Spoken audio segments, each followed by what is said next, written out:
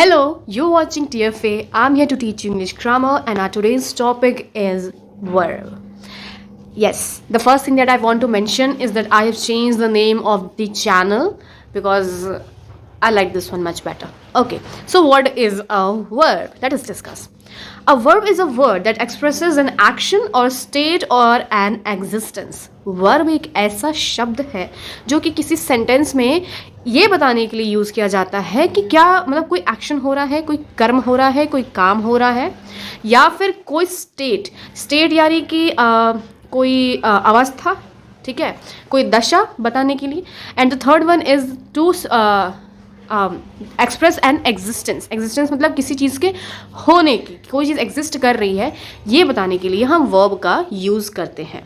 Late us take some examples and understand it more clearly. First one is Nirbhay swims in the swimming pool every day. Now here यहाँ पे sentence दिया है कि निर्भय जो है वो स्विमिंग पूल में हर दिन स्विम करता है. क्या करता है, कौन सा काम करता है, स्विम करने का काम करता है. So here the word swims is the verb and it is the action verb. Second is the water is cold. Water कैसा है, cold है, ठीक है. So is the verb here and वो उसका state बता रहा है, उसकी दशा, उसकी स्थिति को बता रहा है कि वो किस तरह का है. Third one is the great pyramids are in Egypt. So great pyramids are in Egypt. Egypt में जो ग्रेट पिरामिड्स हैं वो इजिप्ट में हैं. तो यहाँ पर आर क्या बता रहा है, आर बता रहा है एग्जिस्टेंस, ठीक है. And are is a verb. Okay, so now let us discuss the types of verbs. So basically verbs is divided into two parts, two types, that is the main verb and the helping verb. Okay, so let us discuss about the main verb first. All the verbs which express action are the main verbs. जो भी verb यानी जो भी ऐसा word आपको sentence में दिख जाए जिसको देख के लगे कि कोई तो एक्शन हो रहा है, कुछ तो काम हो रहा है, मतलब ठीक है, जिसमें पढ़ के समझ आए कि कुछ काम हो रहा है, that word is the main verb. Okay, so according to their uses they are classified as transitive and intransitive verbs. So main verbs जो होते हैं वो दो टाइप के से डिवाइड किए जाते हैं, क्लासीफाई किए जाते हैं. First one is the transitive and second one is the intransitive. So what is transitive? Let us discuss. Transitive verbs are those words which take an object, that is their action is transferred over to the object.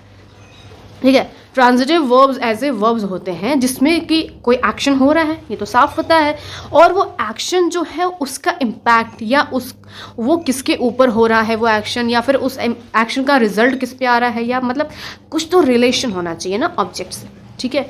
For example Arnav reads newspaper. So Arnav पढ़ता है, पढ़ने का काम कर रहा है. Reads is the verb here. किसको पढ़ रहा है, न्यूज़पेपर को पढ़ रहा है, ठीक है. Okay, so newspaper here is the object and reads is the transitive verb because इस sentence में object दिया हुआ है, ठीक है. transitive verbs ऐसे verbs होते हैं जिसके साथ object compulsory होता है, ठीक है. अगर object नहीं है sentence में तो वो transitive verb नहीं है, ठीक है. the verbs like play, read, write, watch, show, cook, start, etc. are the transitive verbs. Okay, next one is the intransitive verb. Basically intransitive verbs are those words which do not take any object. जैसा मैंने बताया transitive verbs में sentence में एक object भी रहेगा, और intransitive verbs जिस सेंटेंस में यूज होंगे there will be no object in the sentence. So intransitive verbs are those which do not take any object, that is the action is limited to the subject only, ठीक है. For example the baby is crying allowed. Okay, अब crying allowed ये क्या है, बच्चा रो रहा है, तो इसका किसी पे इम्पैक्ट हो रहा है नहीं ना. वो मतलब जो सब्जेक्ट है that is the baby, right, baby is the subject and he और शी इज क्राइंग. तो यहाँ पर जो है कि ऑब्जेक्ट के ऊपर कुछ असर वसर नहीं हो रहा, ठीक है. तो यहाँ पे ऑब्जेक्ट का ज़रूरत ही नहीं था. सो इसलिए क्राइंग इज द इंट्रांजिटिव. जैसे कि verbs like sleep, run, cry, weep, smile, laugh, go, walk, come, tire, etc. are intransitive verbs. Okay, however, some transitive verbs can sometimes be used as intransitively and vice versa. Okay, let me explain you by differentiating them both. So here is verbs used transitively and verbs used intransitively. So जो verbs transitively use होते हैं वो क्या कह रहा है? First one is she सैंग a nice song, ठीक है. और फिर उसके बाद वर्ब्स यूज इंट्रांजिटिवली में शी सैंग मेलोडियसली, ठीक है. अब लड़की फर्स्ट जहाँ पे ट्रांजिटिव वाला है शी सैंग अ नाइस सॉन्ग, उसने एक अच्छा गाना गाया, उसने गाया, क्या गाया? गाना गाया, ठीक है. तो song is the object here. जबकि दूसरे वाले में शी सैंग मेलोडियसली, उसने किस तरह से गाया, उसने क्या गाया नहीं बता रहा, उसने किस तरह से गाया ये बता रहा है. सो वहाँ पर कोई ऑब्जेक्ट नहीं है. Second sentence is doctor Gupta runs an organisation for old people. Doctor Gupta एक ऑर्गेनाइजेशन रन करते हैं, मतलब चलाते हैं किसके लिए? ओल्ड पीपल के लिए, ठीक है. So old people is the object here. जबकि इंट्रांजिटिव वर्ब में he runs very fast, he runs very fast. अगर लिखा होता he runs faster than his friend, तो his friend would have been the verb, sorry object here. Okay, so यहाँ पर क्या है कि वो जो सब्जेक्ट है यानी ही जो भी पर्सन को एज अ प्रोनाउन यूज़ किया है वहाँ पे HE ही, तो वहाँ पर उसका एक्शन जो है वो वही कर रहा है, ठीक है. और एक्शन का किसी और से कुछ लेना देना नहीं है, ठीक है. तो इसलिए ये इंट्रांजिटिव है, ठीक है. जब जो एक्शन हो रहा है उस एक्शन का अगर किसी और से भी लेना देना है सब्जेक्ट के अलावा तो वो ऑब्जेक्ट हो जाएगा. पर अगर सेंटेंस में सब्जेक्ट ने कोई एक्शन किया है और उसका किसी और से कुछ लेना देना नहीं है तो वहाँ पर वो इंट्रांजिटिव हो जाएगा. जैसे कि नेक्स्ट सेंटेंस है Gauri is reading a comic. Gauri read कर रही है, क्या रीड कर रही है? कॉमिक रीड कर रही है, ठीक है. And while in intransitive Gauri is reading loudly. Gauri जो है रीडिंग लाउडली मतलब तेज रीडिंग कर रही है, तेज आवाज में, ठीक है. Next one is Dipanita wrote many articles. Dipanita has written, मतलब उसने बहुत सारे आर्टिकल्स लिखे. Articles is the object here. while in intransitive verb Dipanita wrote very precisely, ठीक है. दीपनीता wrote very precisely, तो उसने बहुत ही प्रिसाइजिवली लिखा, ये क्या वो क्या, उससे नहीं फ़र्क पड़ता है. उसका मतलब किसी से कुछ लेना देना नहीं है, कोई चीज़ नहीं है. उसने अगर ये दिया होता कि Dipanita wrote very precisely with pen, तो पेन वहाँ पे हो जाता आपका ऑब्जेक्ट. तो ये ट्रांजिटिव का हो जाता.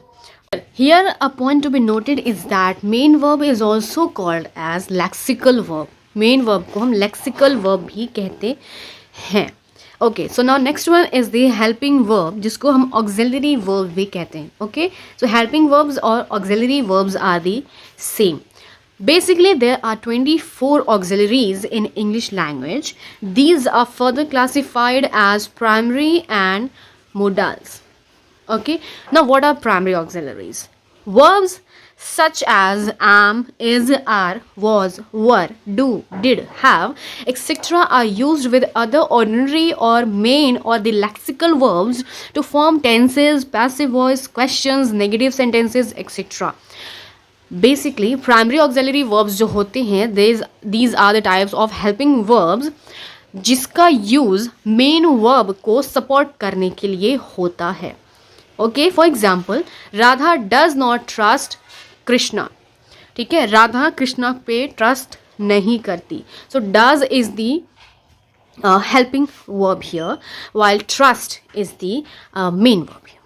Second example is they have worked for an hour.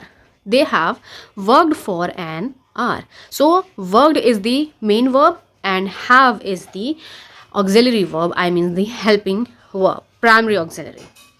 Okay, now what are modals or the modal verbs?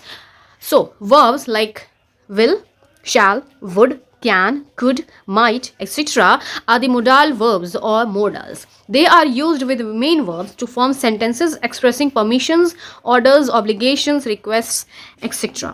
modal verbs जो होते हैं या फिर modals जो होते हैं, ये main verb के साथ यूज़ किए जाते हैं कोई परमिशन लेने देने के लिए. मतलब सेंटेंस का सेंस उस तरीके से निकलेगा कि कोई परमिशन ली या दी जा रही है, ऑर्डर दिया जा रहा है, ऑब्लिगेशंस हो रहे हैं, रिक्वेस्ट किया जा रहा है, and these different types of expressions. with expressions they are used. Okay, now one point that you have to note down here is that if in any sentence, किसी भी sentence में अगर एक से ज़्यादा verb नज़र आ रहे हैं, that means कि सबसे last वाला जो verb use हुआ है sentence में, that will be the main verb, और उसके पहले जितने भी verbs use हुए हैं, those all will be the helping verbs.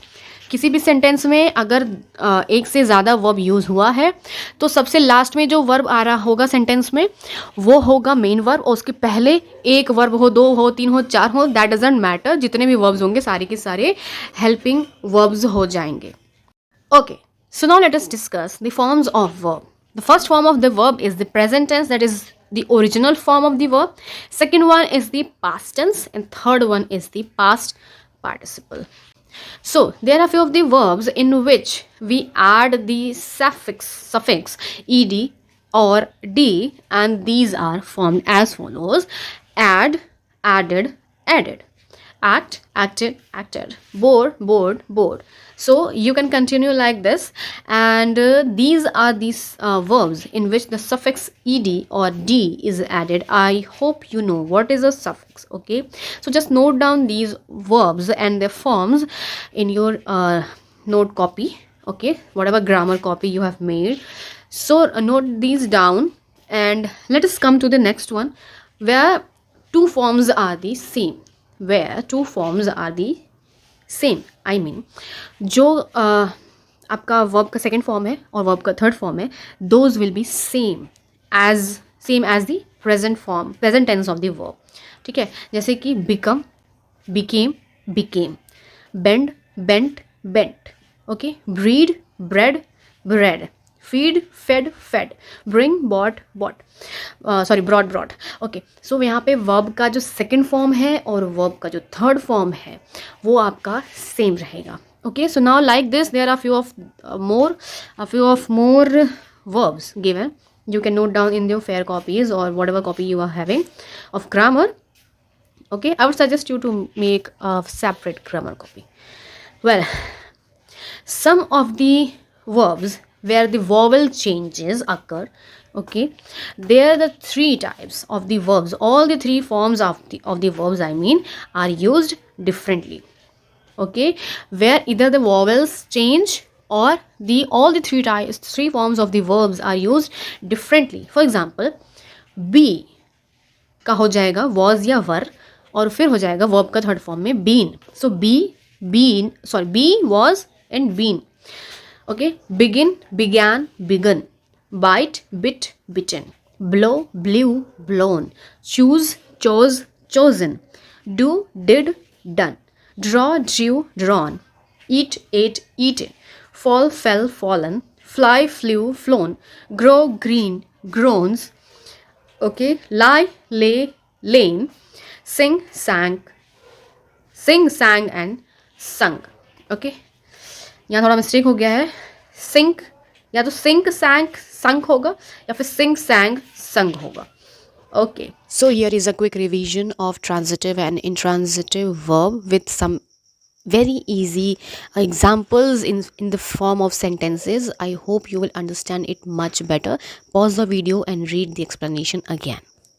So I hope you have understood. We will be discussing some of the little things which is still left, okay, in our next video, and then we will discussing the question answers, few of the question answers exercises based on verbs, so that you can understand how to solve the questions based on verbs very easily. So take care, have a nice day, keep practicing.